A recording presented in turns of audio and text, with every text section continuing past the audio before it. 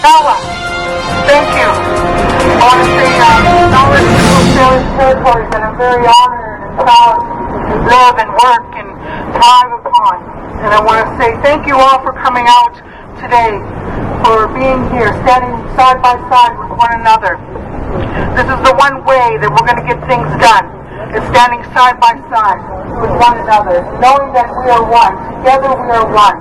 One of my elder and brother friends, Shane Point from Musqueam, talks about us being as one, that we are one. We need to, my friend there, Chief Chamberlain, had talked about the racism that is alive and that is well and that is existing. But each one of us that are here today are helping to make that racism dwindle that by standing with one another. I saw a sign there about standing in support with Indigenous First Nations people and how important that is. I know that many of our people have been suffering for thousands or for hundreds of years while the colonization has been a major effect in our community. And we can see that with other First Nations communities that we have in the region that are very financially challenged and hurting and in pain and suffering. There's a lot of that happening as well in the downtown east side. We see poverty is affecting our people. And it's nice to know that there are allies, that we have many allies. Jennifer O'Keefe, people from COPE who are very strong allies. Also Steve Fry, Lisa Barrett here, other people who are allies. We need lots and lots of allies. And it's good to know that the Peace River, the treaty people have been talking about the need to have this area protected, that it needs to be protected. It was for thousands of years, this land was there and it was providing for the people, and also for not only the people, but we have to remember the other things that are in that area too. So the winged birds, the small animals that are there, the fish, all the different things that are there. We need to remember those things as well too, because those things too have a spirit. And we have to remember that those things are going to be without a home. And those things are going to be misplaced too. And it's going to have a major, major effect on all the other things that are connected, because we are all connected. And we know that what happens in one part of the province, what happens in one part of the city affects the other parts of the city, the other parts of the province, and Canada as well. So we need to remember those things. And we need to go out and talk to our friends and our family and our children, most important. How many of you had children and grandchildren? And talking to them about this sightseeing, and also talking with the teachers at school too, so that they can become aware. Because many people aren't aware of this, and I'm always talking about it too as I'm going on in my journey. What's happening with sightseeing, what devastating effects this is going to have on our communities, not only at the immediate area, but also rippling effects. And we're seeing that through the climate change and through the drought that's happening.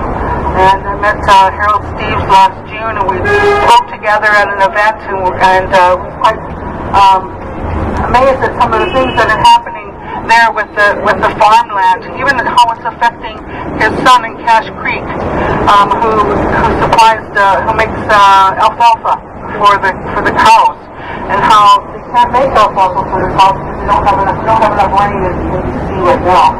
And that's sometimes amazing for us to hear, but it's true. There's not enough. And so we need to let people know that this is happening, and it's going to have a great effect on our children, on our grandchildren, and future generations. So we need to let them know. The other thing we need to let know, or the other group of people we need to let know, is our MLAs. We need to let them know, because they don't know, or they're blind, or they're not listening, or they're not hearing. So we need to let them know that we don't support cycling. Want them to speak out against it. And many of them aren't right now. Many of them aren't, but there are a few that are. Andrew Weaver has a petition. He's on the island. He has a petition up right now, and you can sign that, and you can share it. You can share it on Facebook, social media, with all of your friends, making sure. But I really encourage you to send letters, to contact your MLA, to set up a meeting, to do that, so that they can know that you know what's happening and what's not happening. And what's not happening is that the government is not listening to Site C and to the things that are going to happen. BC Hydro, I want to say I'm a customer. We're all customers of BC Hydro, so we can also look at that. That's coming from us. That's coming from my paycheck. I'm paying for that Site C dam. That $9 billion is going to be coming out of each and every one of our pockets too. That's where they're going to get the money for this. So we got to stop that from happening too, because you'll probably see a rise and increase in rates as well too. So that's not a The other thing I wanted to mention was about the election, and it was mentioned earlier that we need to let our MPs know, those people who are running, all the people, the different parties that you have in your area, to let each and every one of those candidates know that this is an issue for you, this is a concern for you, and that you want it to be a concern and an issue that they bring forward to the rest of the constituents.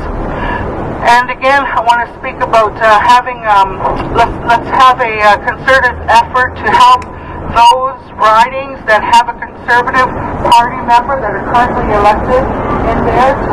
Let's have a concerted effort to find out which ridings those are, and then to go to those ridings to offer our assistance to help them, door knocking, phone calling, to make sure that those other parties get in instead of the Conservatives, because that's the only way we're going to work. Unfortunately, our electoral system here in Canada is very different, and we can only elect people from our riding. And so I live in an NDP riding. I know that we're not going to have a problem there, but I know that there's some other ridings that are conservative. They're going to have a problem there, so I'm going to go there and I'm going to help those ridings to make sure that they don't elect